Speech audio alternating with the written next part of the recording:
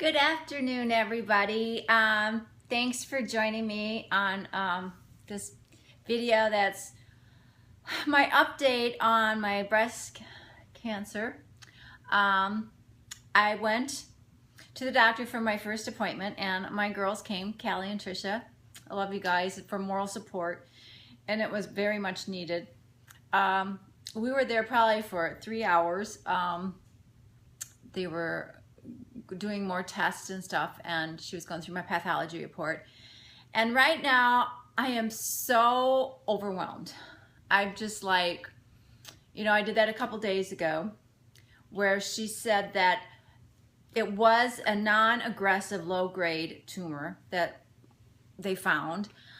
She doesn't know if it's how much of the tissue it's in or if it's in my lymph nodes. So they will have to go in and do go in on the same scar that they did the first biopsy on, and they'll have to take out more tissue. She said they shoot in 2 types of dye and stuff that she will need to see. Now, she said if there is no cancer at all in there, that all I have to be on is the cancer pill for 5 to 10 years. That is the best case scenario. Also, if my cosmetic doctor, Dr. Kalli, knows exactly where he took out the tumor, then they'll be able to pinpoint the area. Now, the bad news would be if he doesn't know exactly where that area is, or the tissue moved around during this breast augmentation, she said they may have to take the whole left breast and find out just where the cancer is. And she said, although the breast would be taken, they do restoration surgery immediately that same day. So she said your breast would be back in, which that made me kind of sad. I thought, oh, but if it saves my life, what's a boob, right? So I'm really praying that Dr. Kalli took really good reports and everything on that, so he can tell them exactly where it's at, and they won't have to go fishing through my boob. But like she said, the radiation is a burning of the tissues, and so I still would probably have to have something done with my implant, she said, because it can be like go asymmetrical or whatever. So that was all clear to me. The biggest thing I had when I first got diagnosed with it, though, going back a little ways, is when I left Dr. Kalli's office, my cosmetic surgeon's office, that day he told me that I had breast cancer. I had no insurance. I had none. I had let Obamacare slide by because I really hadn't had the money to pay for the premiums.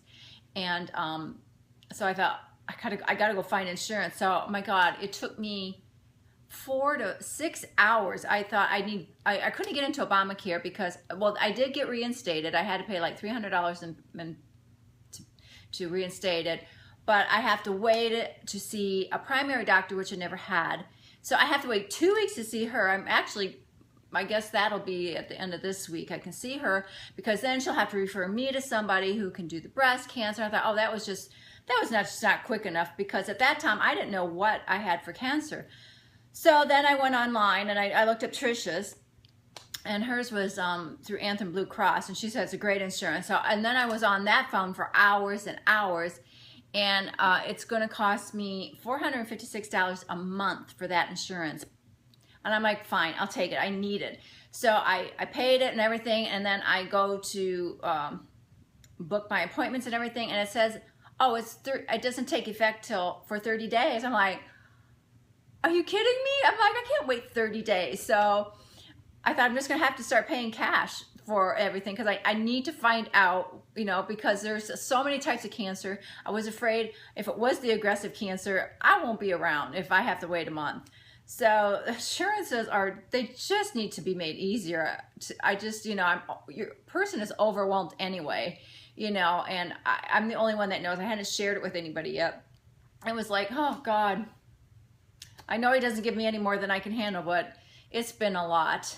So anyway, going around now to today, I went to see my cosmetic doctor, and as a follow-up, and he wondered what was going on, and he said, first of all, because I was supposed to get a mammogram. He goes, "Oh, it's too soon." He goes, "To get a mammogram, that would hurt." And I said, and for some reason, they said I had to wait for an MRI for 30 days, 6 weeks after my breast augmentation, which at the time made no sense to me because they don't squish it and everything like the mammogram. And I thought, I have to wait another month.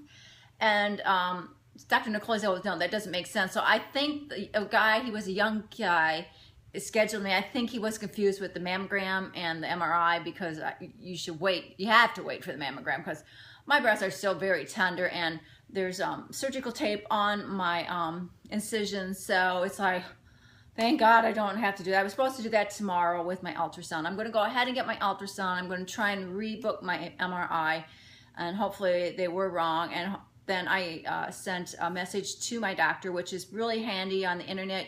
They've got it all set up. You put your member number in, and you can ask questions and say, "Please contact my doctor," which she was supposed to do on Friday. And he said he hasn't heard from her yet.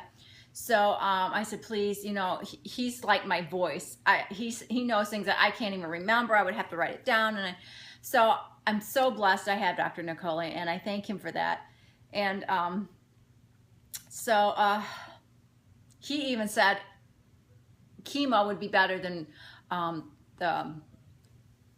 what was it, radiation. I'm like, he goes, that because you want to know, you want to be sure that in 10 years it's not going to come back. You want to be cancer free for 10 years. So if it takes chemo to do that, finally I thought, wow, I don't know if I could be that aggressive, So I said, I will write her a note right away and see if we can get this ball rolling. He goes, because you should have that surgery by next week, the biopsy, get some tissue out, get the lymph nodes out, or the tissue, and just, get that all so you know what's going on. He goes, sitting back and waiting isn't going to help.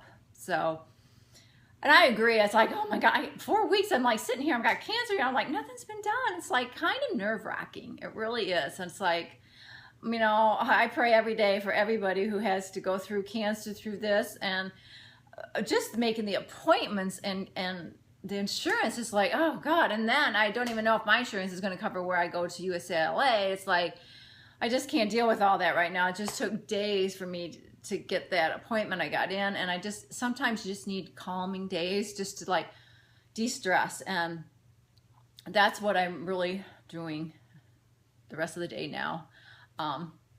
So I am treating myself tomorrow, though. I'm getting my teeth whitened.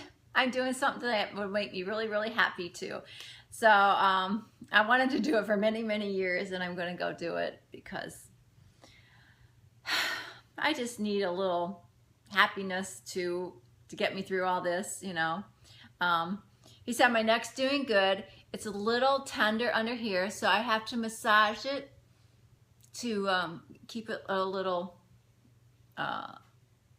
looser, not looser, but just to untighten the tenderness, and there's a little swelling, a little hardness too, but not much. It is going away. So I will be doing that today, but I just wanted to give you guys an update because, oh my God, you guys have been so, so supportive. I want to also say, I want to point this out. Trisha gave me the Saint Peregrine. He is the saint of cancer, and I wear it all the time, and I really like it, and it keeps me going. Sometimes sometimes I think maybe I just need to give up, but you can't give up because I have a wonderful life, a wonderful family and friends, and I live on the beach, and I see the ocean and the sand, and it's like, for once in my life, I'm really, really happy. So, okay, whew. Deep breaths. So I'm gonna keep persevering. I am strong. Sometimes I don't want to be. I want somebody to be strong for me, but I can do this. And I thank you all so much for helping me, and I really, really appreciate all your comments and everything. And I'll keep you informed. And I love you all so much. Have a great day, you guys.